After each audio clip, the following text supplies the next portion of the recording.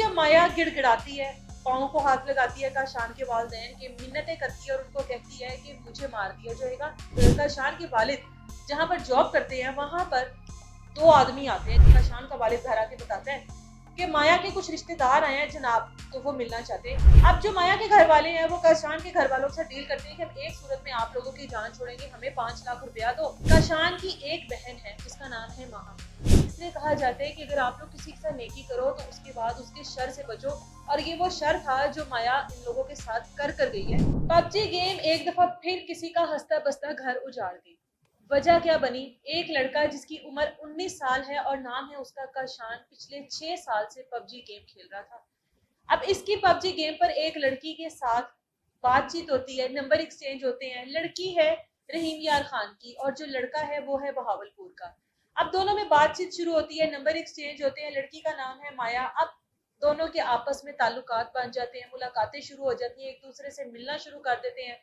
कभी वो रहीम यार खान से बहावलपुर आ जाती है, कभी ये बहावलपुर से रहीम यार खान उसको मिलने चला जाता है। तकरीबन 3 साल इनका जो ताल्लुक है वो रहता है और 3 साल बाद लड़के के दो भाइयों की शादी होती है और वो मोहब्बत में कह लें, शोखी में कह लें, उस लड़की को वो तमाम तर शादी दिखाता है। लड़की देखती है कि शादी तो बड़ी बेहतरीन हो रही है और जो लड़कियां लेकर आए हैं, दुल्हने ब्याह के लाए हैं, वो भी बड़ी शानदार किस्म की लेकर आए हैं और बहुत ज्यादा जेवर उनको पहनाया गया है, यानी कि ठीक ठाक है ये घर वाले।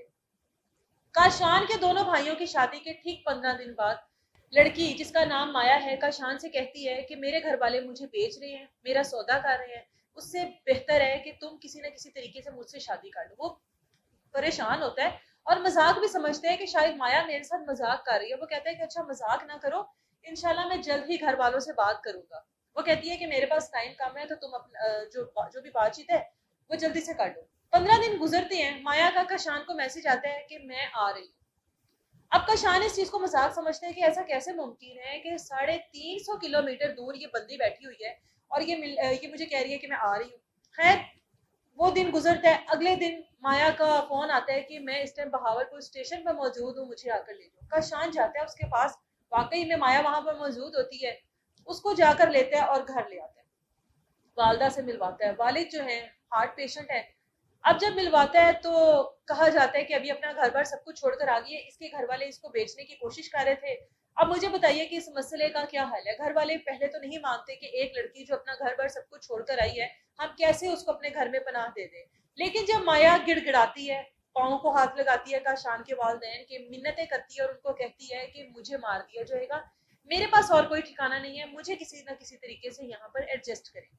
अब वो तरस खा जाते हैं, रहम खा जाते हैं। वो कहते हैं कि किसी की इज्जत है, इसको हम लोग अपनी इज्जत बना लेते हैं, हमारे बेटे के ताल्लुकात में थी, हम अपने बेटे के साथ इसका निकाह कर देते हैं। और रहम खा के माया और काशान का निकाह कर देते हैं। अब निकाह हो गया, माया का अपने घर वालों के साथ हर तरह का ताल्लुक खत्म है। वो अपना सेल फोन जो है वो काशान को दे देती है कि मेरा किसी के साथ कोई राब्ता ना होगा, ना ही मैं करना चाहती हूँ। 1 महीना गुजरता है।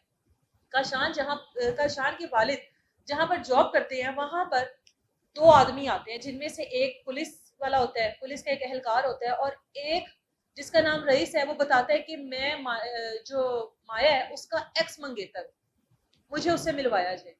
वो अब क्योंकि निकाह में थी, अपने काशान के साथ, अपने बेटे के साथ निकाह में उसको ला चुके, तो कहता है हमारी बेटी है, हमने उसको अपनी बेटियों की तरह रखा है, आप शाम का वक्त बना लें, हम आपको मिलवा देंगे। अब काशान का वालिद घर आके बताता है कि माया के कुछ रिश्तेदार आए हैं जनाब, तो वो मिलना चाहते हैं। ये सुनकर माया जो है वो बुखला जाती है और वो चीखो पुकार घर में डाल देती है कि वो मुझे मार देंगे, आप लोगों के सामने मुझे मार कर जाएंगे और आप लोग कुछ नहीं कर सकेंगे, वो लोग बहुत खतरनाक है, इससे पहले मेरी एक बहन को मार चुके हैं, मैं उनसे नहीं मिलूंगी। खैर मुलाकात ना नहीं हो पाती। उसके बाद माया के वालदैन, माया की जो माँ है वो भी आ जाती है, 1-2 दिन गुजरते हैं, वो भी आ जाती है। कहा जाता है कि तुम बेटा कोर्ट में जाके बयान दे दो कि हमने तुम्हें कोई अफवाह नहीं किया, तुम अपनी मर्जी से यहाँ पर आई हो, काशान तुम्हें लेने नहीं गया था बल्कि तुम खुद आई हो। अब माया कोर्ट में जाती है स्टेटमेंट देने के लिए, वहां पर माया के घर वाले मौजूद होते हैं, आपस में बहस मुबासा होता है और माया की जो माँ है वो उसको कहती है कि 2 से 3 महीने बाद मैं तुमसे पूछूंगी कि ये लोग जो तुम्हें सर आंखों पे बैठा के रखे बैठे हैं, मैं देखूंगी कि किस तरह से तुमसे इसी तरह से मोहब्बत करते हैं, तुम पर एतबार करते हैं। खैर वो अपने घर वालों के साथ जाने से इनकार कर देती है और वहां पे स्टेटमेंट देती है कि मैं अपनी मर्जी से यहाँ पर आई हूँ, मुझे किसी ने अगवा नहीं किया। अब जो माया के घर वाले हैं वो काशान के घर वालों के साथ डील करते हैं कि हम एक सूरत में आप लोगों की जान छोड़ेंगे, हमें 5 लाख रुपया दो। हम लोग आप लोगों का पीछा छोड़ देंगे, ये हमारे लिए मर गई, हम लोग इसके लिए मर गए। 5 लाख में डील होती है, 5 लाख वसूल करते हैं और चले जाते हैं।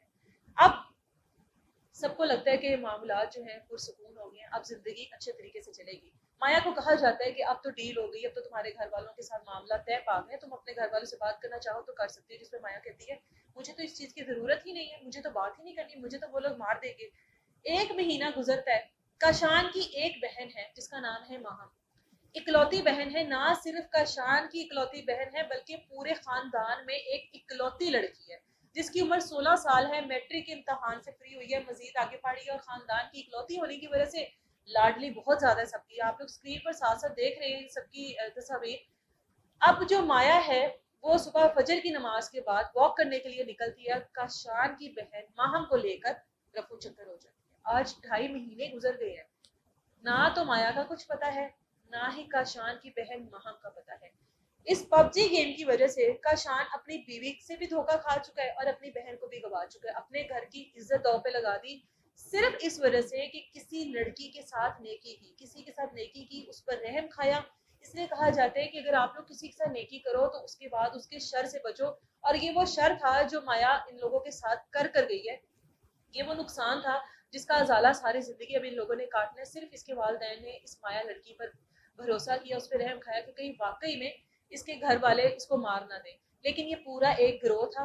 वो जो शादी शहाना शादी उसने देखी थी, उसको देखते हुए वो आई थी, लेकिन उसको आने के बाद पता लगा कि वो सारी चीजें जो जेवरात मुझे दिखाए गए थे, जो कि काशान की भाभीियों को डाले गए थे, वो तमाम तर जेवरात नकली थे, वो सब चीजें आर्टिफिशियल थी। उसको लगा कि यहाँ पर इस घर से मैं इस तरह का तो कुछ भी लूट मार करके नहीं जा सकती, तो वो इस घर की सबसे कीमती चीज जो कि इस घर की इज्जत थी माहम के रूप में, वो उसको यहाँ से लेकर चलेगी। घर की जो कीमती चीजें थी उनको लेकर चलेगी, जो काशान के भाइयों की तरफाएं थी वो लेकर चलेगी, जो थोड़ा बहुत उनकी बीवियों का जेवर था वो लेकर चलेगी। आज 2.5 महीने हो गए, काशान के वालदेन काशान इस गिल्ट में रह रहे हैं कि हमारी बेटी किधर है। माहम की आवाज तक नहीं सुनाई दी जाती उनको, जबकि वो जानते हैं कि कहाँ है। और जब वो वहां पे जाते हैं तो उनके मुंह पे एक जाली निकाहनामा फेंक दिया जाता है कि हम तुम्हारी बेटी का भी किसी और के साथ निकाह कर चुके हैं।